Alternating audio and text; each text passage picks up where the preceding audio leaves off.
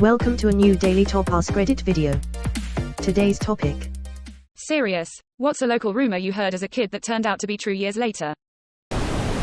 Attention. Serious. Tag notice. Jokes, puns, and off-topic comments are not permitted in any comment. Parent or child. Parent comments that aren't from the target group will be removed, along with their child replies.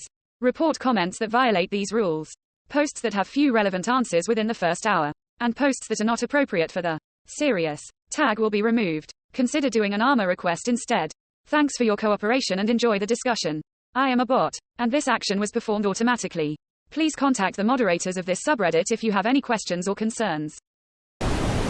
US Midwest. Rumor has it that way up the old road out of town, somewhere in the woods, was a satanic cult that held seances and other mystical rituals by firelight. Scared the willies out of us kids.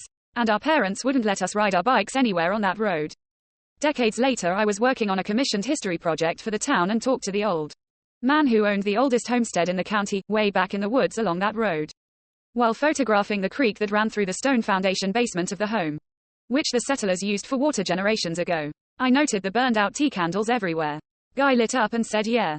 Back in his younger days, he and his wife used to host elaborate costume parties at the property, often by candlelight for the fun of it. He'd heard the rumors of the satanic cult and thought it was hilarious. So he and his friends ran with it and held parties in monks' robes and had bonfires and lived it up. He still laughs about it, and now, so can I. We had something similar. There was an abandoned boarding school that had been built in the 1890s or so and abandoned sometime in the 1980s. Local teens, though devil worshippers, had taken it over and were performing rituals there because of the creepy vibe and because of the graffiti, pentagrams and inverted crosses and stuff. There were also stories about kids exploring at night and hearing the devil worshippers coming. The graffiti was just graffiti. And the noises people heard were just multiple groups exploring the building at the same time. The city restored the building and turned it into a library. This older kid had this lightning streak scar all over one side of his neck and down his body. The rumor was he was throwing stuff at the power lines behind our neighborhood. Turns out he was. He was throwing copper wire at it, and it arced.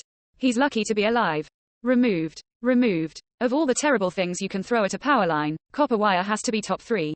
Honestly, it sounds damn near suicidal. I'll see your copper and raise you another live power line.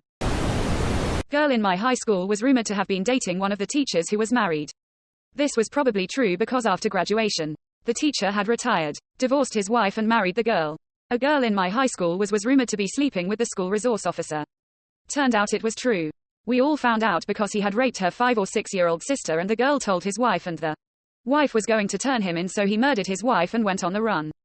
He was on America's Most Wanted and the U.S. Marshals Top 10 Most Wanted list for a long time. Like he was only removed from the top 10 list recently, within the past year or so. Officer Daniel Ayers, I believe it was. I read an article that he was caught in China in 2018. And the next one I found in 2020 said it was BS and now he's being taken off the list. Hope that guy gets caught.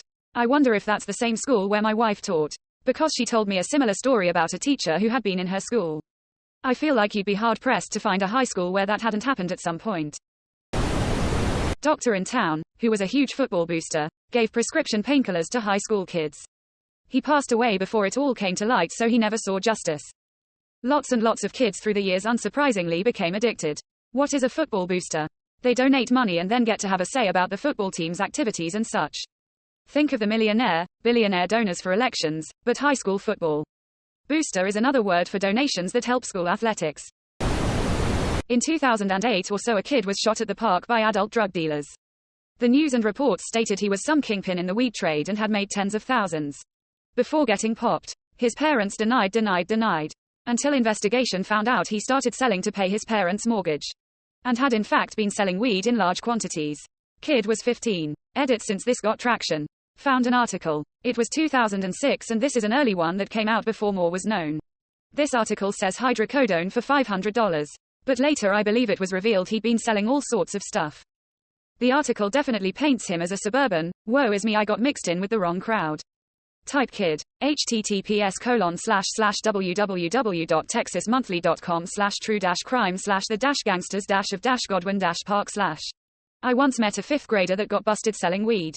Apparently he was notorious enough that even the parents of middle schoolers knew to watch out for him. When I attended junior high in 83, one of my bullies, some little rat-faced creep that I could have easily taken if I had any backbone back then, Got busted with an entire kilo of weed on campus. Not sure what happened to him after. Not that I cared either. IDK, if my kid was paying my mortgage, I might keep my lips trapped as well. Haha. Especially during the 2007-2008 crisis. Kid was probably making more money than the dad at some point.